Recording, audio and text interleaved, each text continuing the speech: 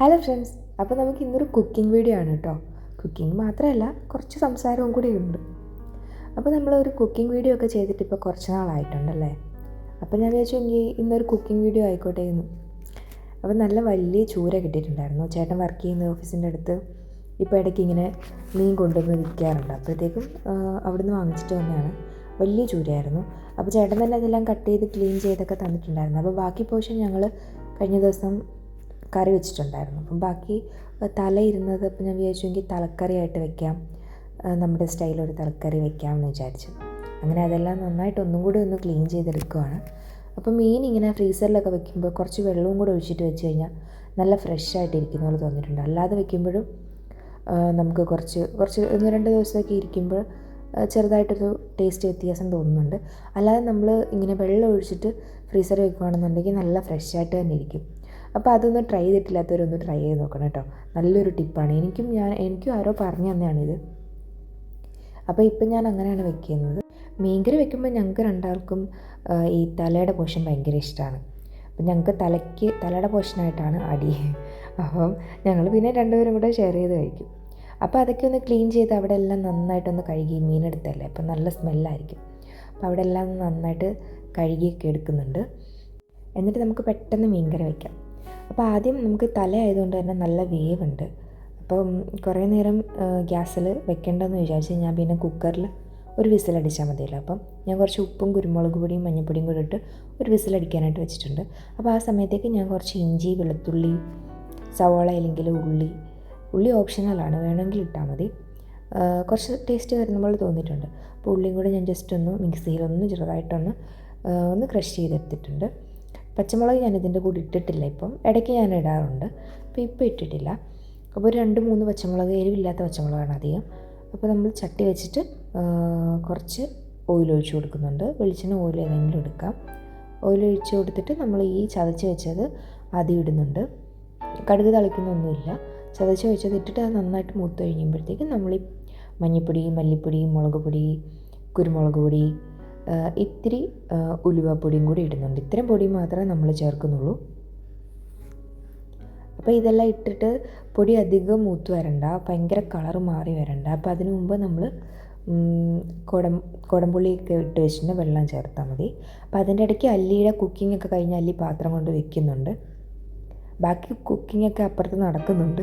അപ്പോൾ ഞാൻ ആ സമയത്ത് പെട്ടെന്ന് മീൻകറി വെക്കാമെന്ന് വിചാരിച്ചു. അപ്പം നമ്മൾ ഈ പൊടികളെല്ലാം ഇട്ട് കഴിയുമ്പോഴേക്കും നന്നായിട്ട് അടച്ച് വെച്ച് നന്നായിട്ട് തിളപ്പിക്കണം, ആവശ്യത്തിന് വെള്ളമെല്ലാം ഒഴിച്ചിട്ട്. അത് കഴിയുമ്പോൾ നമുക്ക് ഇതധികം വേവില്ലല്ലോ. നമ്മൾ മീൻ കുക്കറിൽ വെച്ചിട്ട് വേവിച്ചതുകൊണ്ട് അധികം വേവില്ല. എന്നാലും മസാലയൊക്കെ പിടിക്കാനായിട്ട് കുറച്ച് സമയം നമ്മൾ കൊടുക്കണം. അപ്പം ഞാൻ ആദ്യം പറഞ്ഞു പോകുന്നതേ ഉള്ളൂ, സവോള വഴണ്ട് വരുന്നതേ ഉള്ളൂ.